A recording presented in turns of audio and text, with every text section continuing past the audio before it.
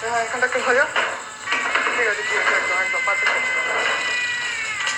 আরে সোজা করে রাখ, সোজা করে রাখ। এ ভাই, এখানে তো দুজন নাক থেকে ঘুমোচ্ছে। বাবা বাবা বাবা, এত লোকজন আর এত কথাবার্তার মধ্যে এইভাবে ঘুমোচ্ছে?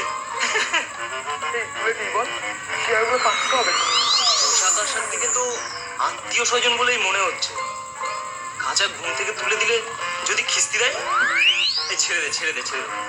এমনিতে রাত অব্দি বিয়ে বাড়ির হুল্লোড় চলবে, একটু জিরিয়ে নি, ছেড়ে দে। চল।